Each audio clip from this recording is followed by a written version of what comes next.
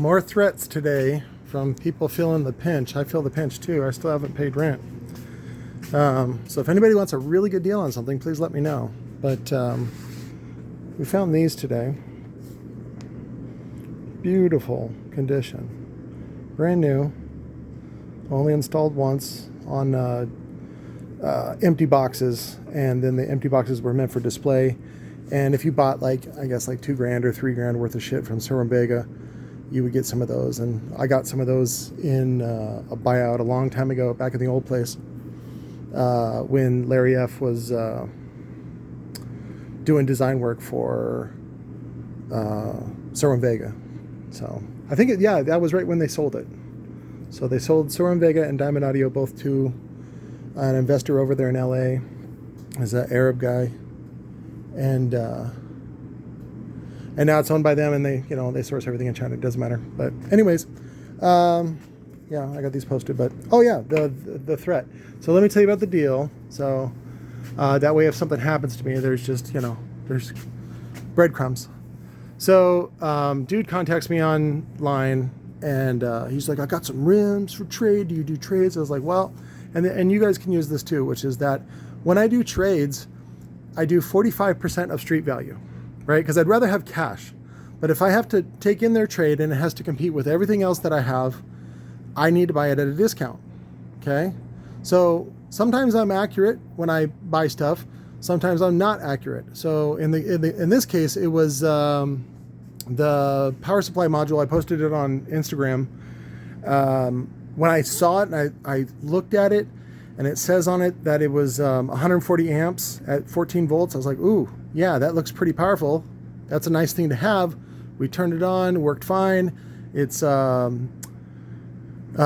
active fan controlling, meaning if you put an extra load on it, the fans are going to speed up.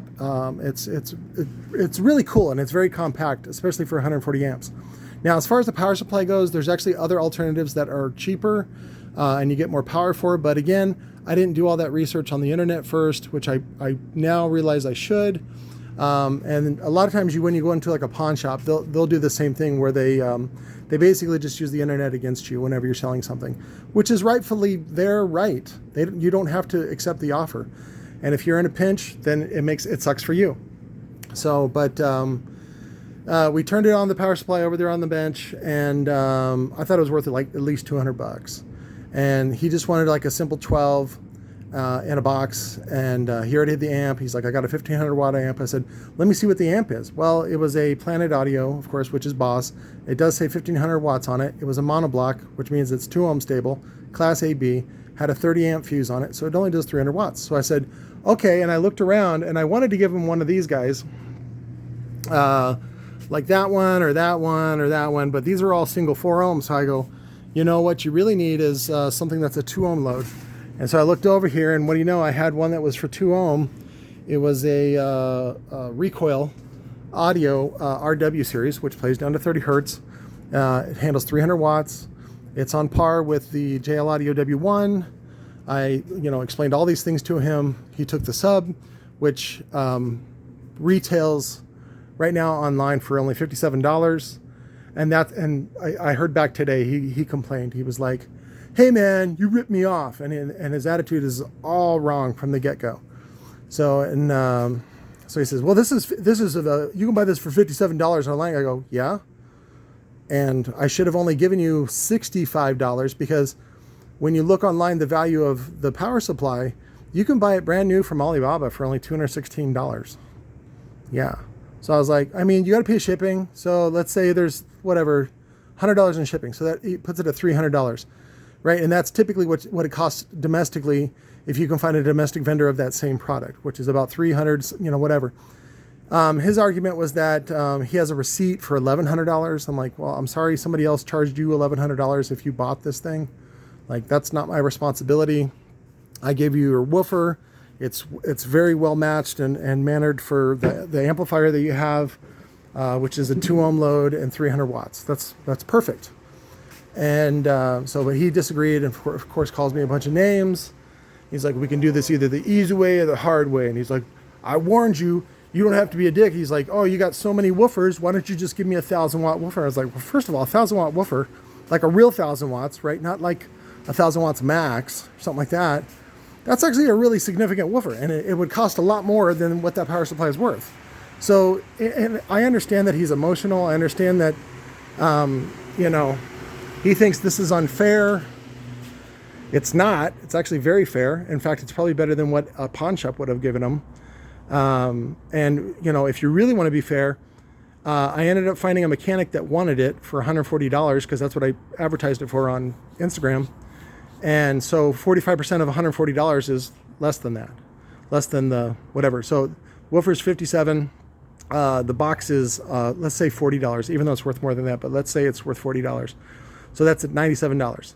So I gave him $7 more equity because I'm a nice guy, because I wanted him to have a good woofer, wanted him to have a good time. But I feel like he betrayed me because now he feels in his mind that I ripped him off. And then he starts calling me a dick, starts calling me a bunch of names.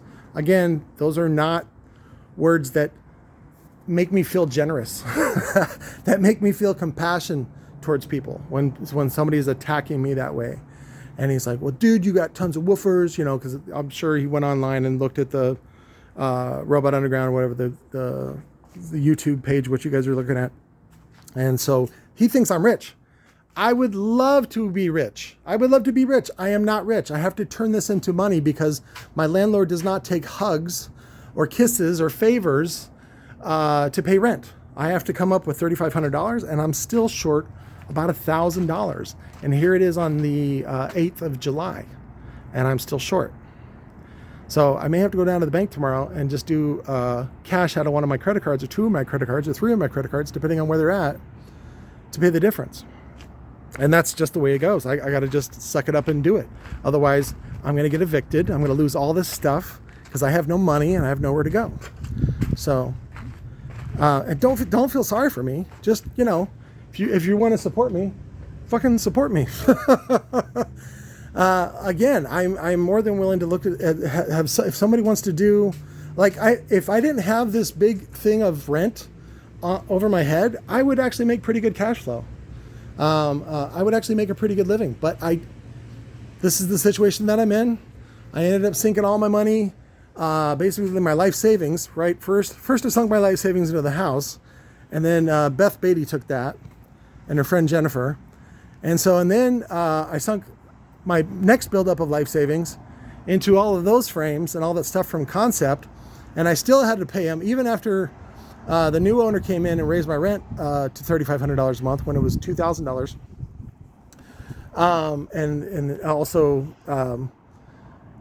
you know, was it Rachel, the mom, ended up wanting Everly to go live with the sister or whatever, and we lost Everly. And, you know, I didn't go on the internet asking people to give me favors. You tough it out and you do the best that you can. So, but this guy, again, he's just like just a typical poor white trash guy that's probably been in and out of jail a couple times, probably for drugs or something like that. He has a girlfriend, good for him. He has a beat up old car. But now he's making threats, veiled threats. He doesn't, it's like, if you want to be a real man, make a real threat. But, I've been doing my best to goad him. I try to get him to see reasonably, you know, and also to see reality, and he doesn't like that. He just sees that I have more than enough, and I do. I have plenty of equipment, and I would love to sell it to somebody, but I'm not just going to give it away. That's in his eyes, that makes me a good person if I just give it away. The problem with giving away things to people is they typically don't respect it, right? Like when they win the lottery, they don't respect it. They don't make wise decisions. They don't like you don't want to just give away your money if you win the lottery. What you really want to do is invest in like municipal bonds, which are tax-free investments that yield probably about 10, maybe right now better, about 10, 15%, and they're tax-free.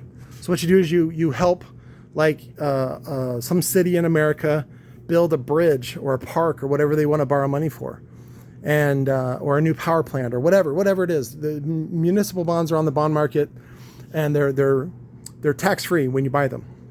And then live off of that. Live off some sort of reasonable budget. So that's the smart thing to do, right? But people don't do the smart thing, especially when they get good favors. And so as a church pastor, where are these hornets coming from, man? I got to find the nest that they're building. It's not good. But that's what I found. I had some lady call me up today. She was next door. She got her car worked on. And she just was like, hey, will you give me $500? I was like, no, I'm not going to give you $500. So people got the wrong idea about what a church is too. The best thing a church can do is tough love. Now, if you want some sort of sympathy, talk to the Mormons. They'll talk you up all day long. You can borrow money from them. They're just like, just come in after hours and vacuum up the stake center or whatever it is and do this and that and clean some toilets and then they wave the dead after a couple months or whatever. So those guys are really, but you know, they want your soul. They want your commitment, and they want 10% of your gross for the rest of your life. That's what they're after. So, and we saw what they did. Oh, there's that amp. Looking for this one. So it's weird. I post this up. It's worth $100. I think on eBay it's worth about $140, but I don't like using eBay except for as a last resort because there's fees, and also sometimes there's the criminal aspect of people buy stuff and then they don't like it and then they return it and then they return, you know, a bag of garbage to me. And so, but on eBay it's worth about $140. I got to post it for $100.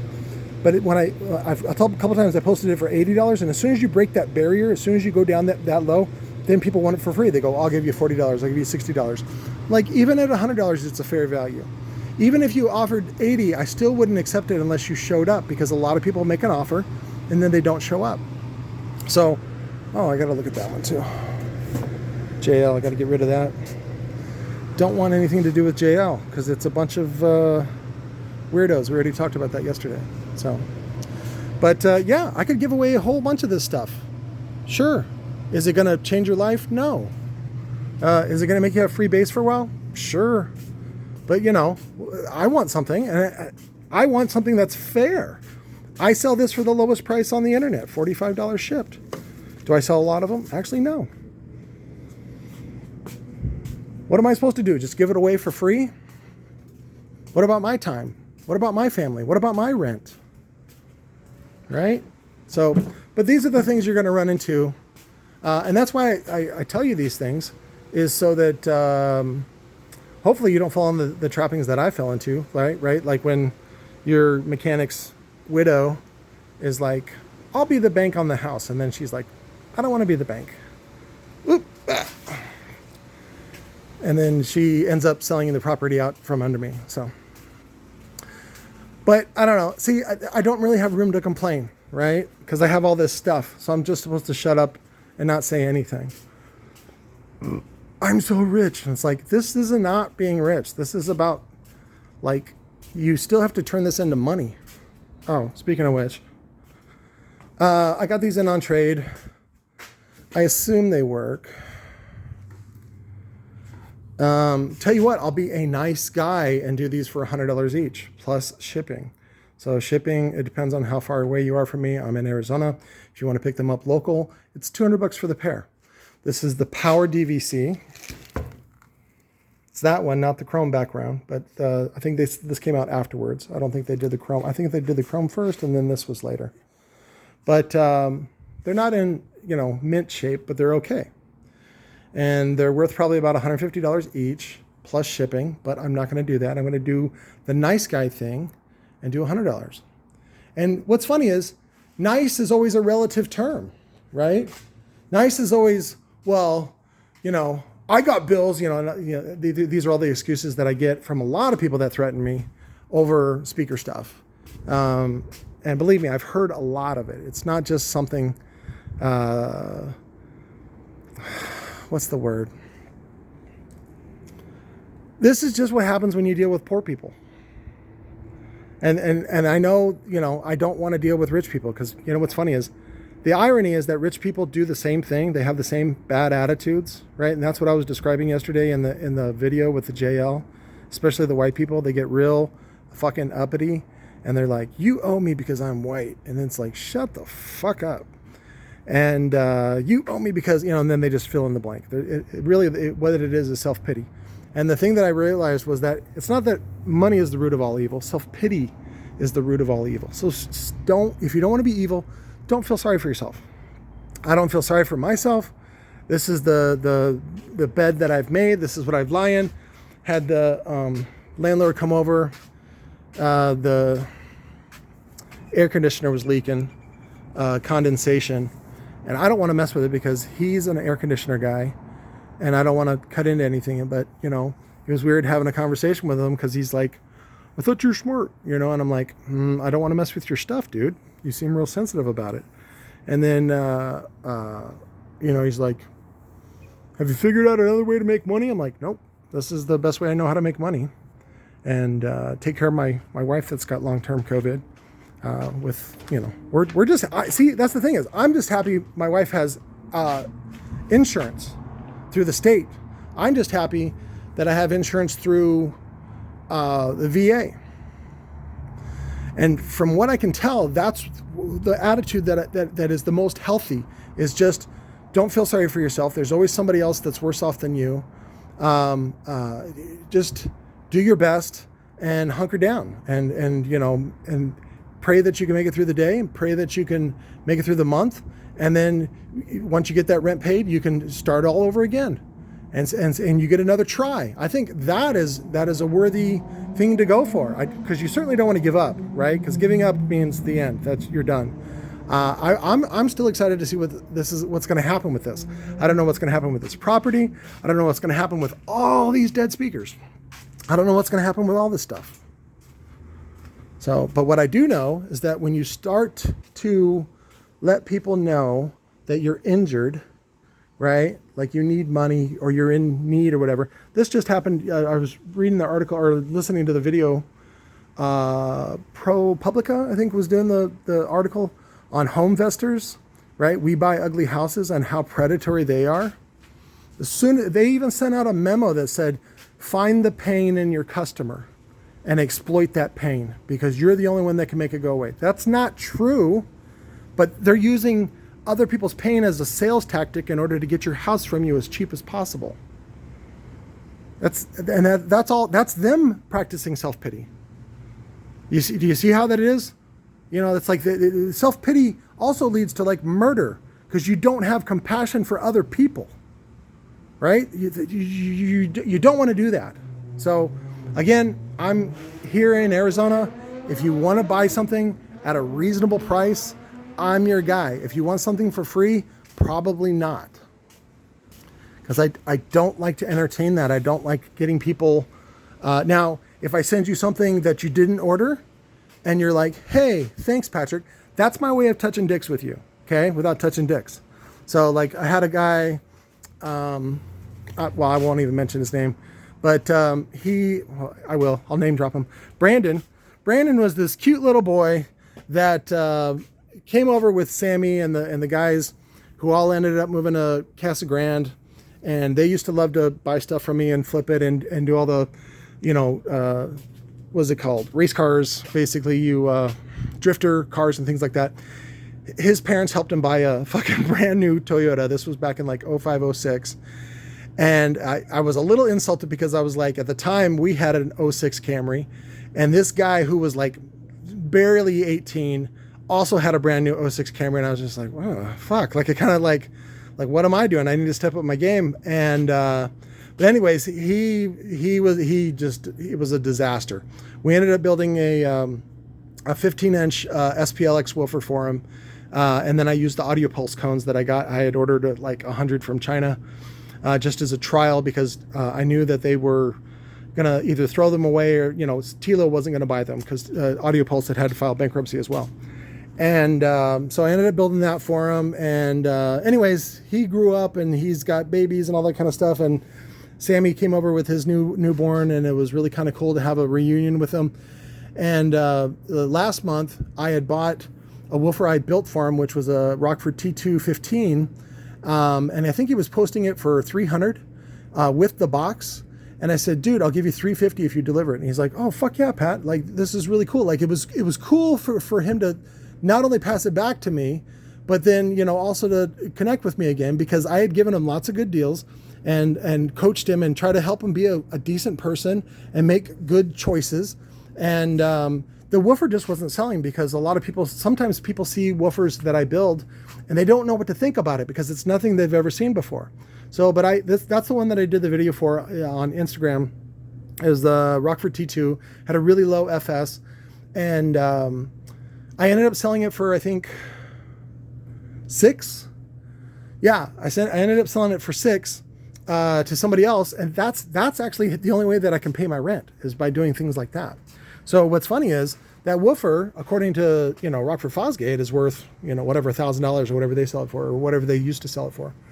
So, and then of course, the new guy owns it, and I back it up with a new 3-year warranty, even though the woofer's like, gosh, I think that was like 2014 when I popped that cap off, and I saw it. I built it in 2014. But anyways, it's still working, still great, and it'll last another 10 years. It's fine.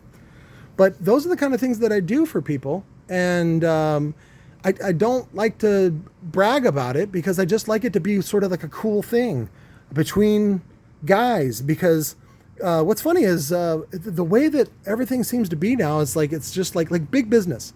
Like the biggest businesses are now just like out to get you and out to like just suck the life out of you and then just throw you away.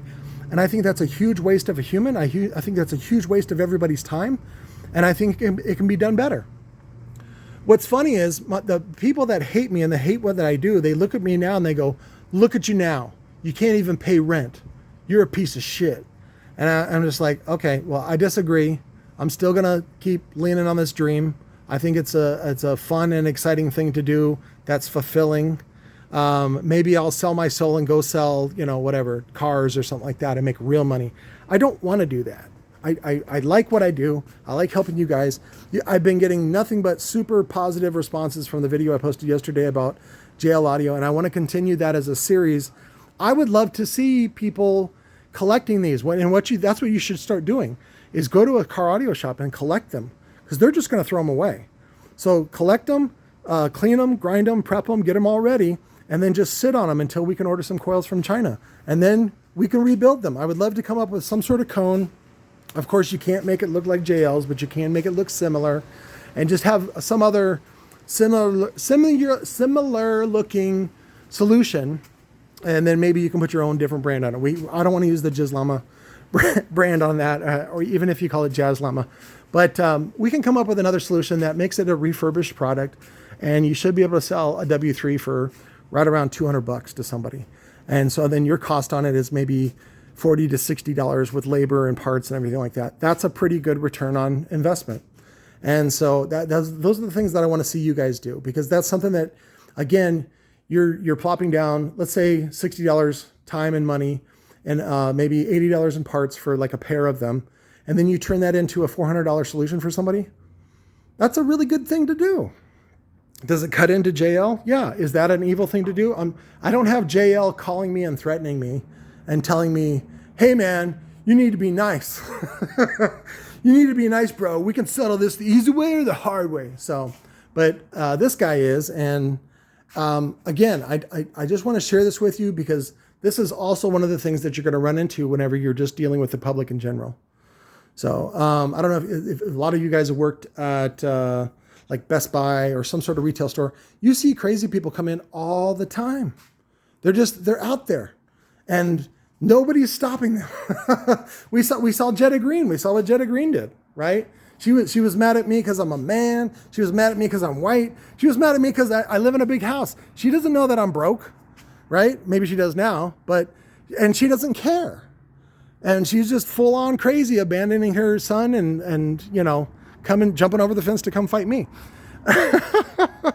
There are crazy people everywhere. So, but it doesn't mean you should give up, and it doesn't mean you should lay down. There's an in-between that you got to find, and it's very hard to find that balance. And I hope that I can provide you some sort of good advice, or even just, you know, share one of my painful stories so that maybe you can avoid that. You know, oh, did you hear that story about when Patrick confessed to his uppity doctor that was super young, younger than him, and was trying to pay off her student loans. And so she was like having him come to the doctor like 3 times a week. And he confessed to her because I wanted a STD pack, and they did an STD pack on me, and they didn't come up with anything, but they had the girl, the secretary, yell to me in the lobby, "You've got herpes, lots and lots of herpes." And it was super embarrassing, and I was like, what the fuck is she doing? And I just ended up leaving. Well, and then when I got onto the VA, I said, well, make sure, and I go, how's the herpes? And they're like, you don't have herpes. I was like, what? Double check. And they double checked, and they go, you don't have herpes. And I was like, what the fuck? So, you know, they don't, this stupid lady, this stupid doctor was just trying to milk me for money, milk my insurance for money, and then starts judging me, right? Because I banged some girl with one time without a condom, and I felt bad about it, and I wanted to try to correct my mistake. You know, I didn't want to give my wife herpes or anything like that, and nah, the whole thing was fake, and it was all fucking blown up, and it was all bullshit over people bugging on me, you know, and judging me. And that's a doctor. That's a fucking doctor. I left the Yelp review for her. What was her name? I'll put it in the description. So, but I left a 1-star Yelp review for her. And when I looked, there was a whole bunch of other people that left negative reviews for her. I forget. She's a Indian lady, but you know, she's not from India. Her parents were. So she speaks perfect English. Cute, skinny girl, young. Life is super great for her, and she's having people come in 3 times a week so she can pay off her student loan quicker and start making real money, which is why everybody becomes a doctor anyway, right? It's for the status and for the money, not really to help people. But that's how it goes. When I was talking to John Henry from Trio, one of the things he complimented to me about these frames was that they were old. In fact, they're about 20 years old. And he says, they don't make them like this anymore. And I said, what do you mean? And one of the things he talked about, he says, feel how thick they are. And to me, I couldn't tell the difference, but he's got a lot more experience than I do. And he was telling me that these are the old thick ones. He says that the tool has changed. He says, when the tool wears out, that's when they do a redesign and try to skimp on the aluminum, the amount of aluminum that they use. You know, because in the long run, it makes them more money. And of course, then they raise prices and they say it's, you know, because of materials going up, and that's not true, but, you know, whatever. But that was one of the things that he complimented me on. And I was really proud to have all these. And again, it's not that I have them as some sort of victory.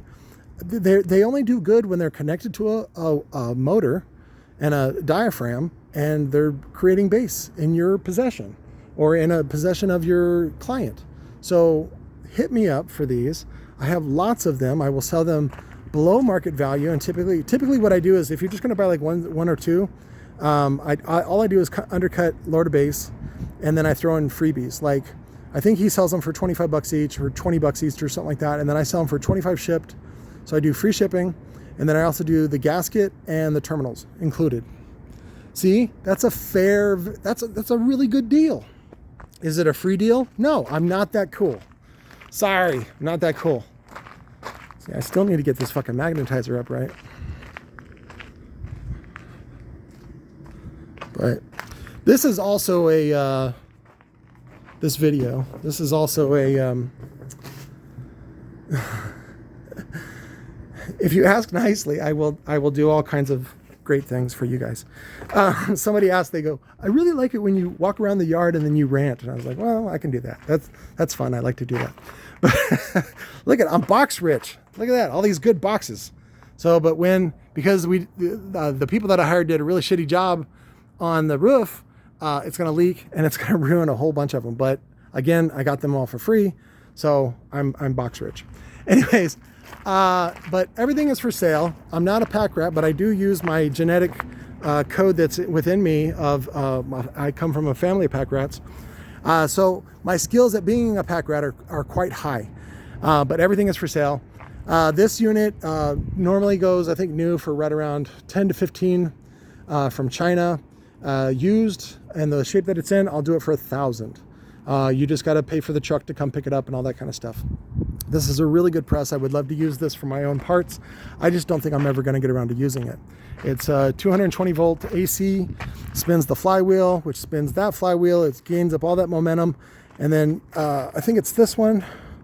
I think there was a foot switch with it, which is what you should do. You don't want to really have your fingers in there. And then it comes down and kapoo. It does whatever job you want. You can use a die cut, like if you want to die cut like dust caps or cones or anything like that. What they were using it for was all that stuff down below, which is rivets. They were riveting the top plate to the stamped steel frame.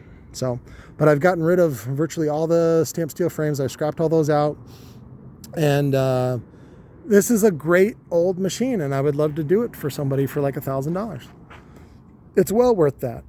So my scrap guy shows up and he's like, when are you going to scrap that? He keeps saying that about the magnetizer. I'm like, as a magnetizer, it's worth way more as a magnetizer, not as scrap. I said, it's not even worth $1,000 in scrap. Yeah, but that's money I could have. I was like, oh, Jesus Christ. So then I went and got this thing. So some guy who worked for a tow truck company, this was over in the yard over there by Sonic, which I want to clean up that area anyway. It was just sitting there, and I was like, this would be great for compressed air. And I'd love to store large amounts of compressed air to help store electricity. You can use compressed air to store electricity. Again, it's one of those things that it didn't cost me hardly anything. That's why my landlord looks at me so funny. He's like, you do all these other projects that don't make you money. And I go, yeah, but that's because I can achieve them. I do little goals. I would love to do a big goal that pays me lots of money, right? Like sell a screenplay. Right now, you can't sell a screenplay to anybody because the fucking writers are on strike. So I try to do just little things to get by so that I have a little more time to do more things. But if you go back in the history of the videos on this channel, you'll remember I took you on a tour where I wanted to do a human hamster. Oh, that's noisy. I want to do a human hamster wheel over there. And what's great is I want to just put it on just an alternator that you get from Checker, whatever, the auto parts store, O'Reilly's or VatoZone or whatever, whoever you're using, to charge batteries. And then I also want to be able to switch it over to compress air. And so you need something that I can like go and work out for an hour on the treadmill, basically the hamster wheel, look out at the park and store up some compressed air for the day. I don't know, that to me seems like that's like living like a king, like maybe a rat king, like T.C.O.Z, the rat king. I don't know, that's the level of entertainment and luxury that I'm okay with. I don't need to have a fancy car. I don't need to have some fancy girlfriend or whatever with big fake tits and fake lips and all that stuff. I don't need that. I don't need any of that stuff. I just need a rubber vagina, a computer, and a place for junk where I can flip junk. And again, I love taking something that's nothing or people discard, something that's free. Like in another life, what I would really love to do is start a town and then we set up a large sewer facility to change the waste, the sewer waste, into fertilizer. Also, like here in the city of Mesa, they have brand new poopy plants that they built out there near the fields that they built brand new for the Cubs to do spring training. And they pull in like 3 pounds of gold every year because it just gets flushed down the toilet or for whatever reason. But they get all that mud, right? That's code for poo-poo. And they sift through it and they find all kinds of cool stuff. And again, it's not like some guy sifting through. It's all done by machines. It's mostly automated. Again, people are just giving it to you for free. I find great pleasure in that. Like, oh, you're going to give this away? And then I turn it into something? Now, what I don't like is when people get mad and jealous of me for doing that, right? So it's like, that's my skill. That's what I did. This is that's what pissed me off about this house. So it was a super turd when I found it. We couldn't figure out what the value is on it. The only thing I found was, it's called like Shark Real Estate or something like that. Land Shark, I think is what it was called. And they based it at 420. And I said, well, it needs a little work on it. How about we do 400? handshake. I followed up. They rejected my offer. Anyways, I don't want to go on the whole thing. So, but I put all that work into it to flip it. And she's like, nope, I want half. And so she pulled the rug out from under me and she's like, I want half of the profits. Otherwise you get nothing. And I was like, that's wrong. That's bad. You can't do that. That's illegal. And she's like, watch me. Well, come to find out she'd done it to 10 or 12 other dudes, and she brags about it to her hair lady, who happened to be my hair lady, or my Sherry's hair lady. I don't have any hair. I'm my own hair lady. So right now we've been just focusing on, this is when I was pulling the boat out. I knocked those over. But we've been pulling, I talked to the landlord today. I wanted to push that fence right there up to the edge of my neighbor's building, which the city is fine with, but he's not.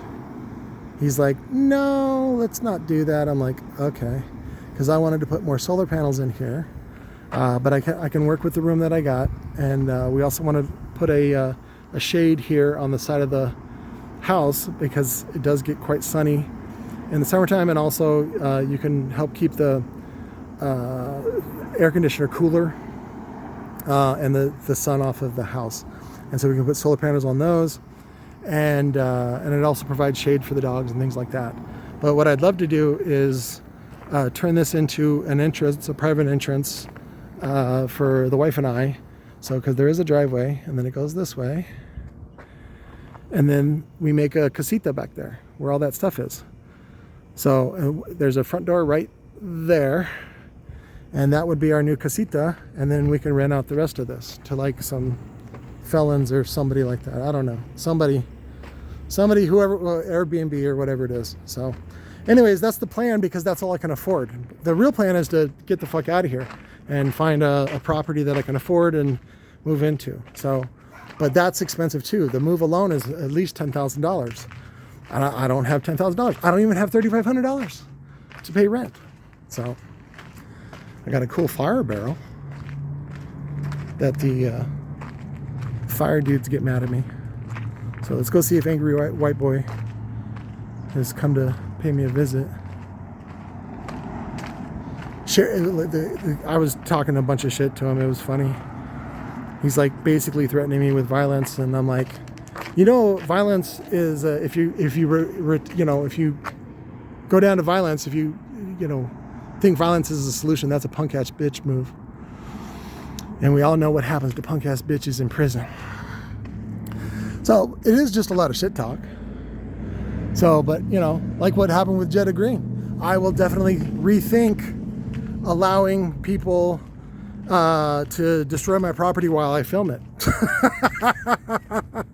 I don't think that's going to happen again. But again, if you blow somebody's head off with a shotgun, the city says don't do that either, right? But then the police are like, you should have called us, and then the police don't do anything, right? And then in that case with was it Denver? No, it was some suburb of Colorado, where the lady she was in a messy divorce, and the dude was violent, and they got a restraining order against the husband, and he wasn't to talk or come within 100 yards of the lady or the daughters. Well, the daughters were playing out in the yard. The dad took them. Long story short, mom called the cops several times. The cops didn't do anything. And then the dude shows up in the police station covered in blood and opens fire on the police. The police, of course, return fire and kill him. They go out into the truck, and there's the three dead daughters. So he had killed the daughters and come in and done a suicide by police.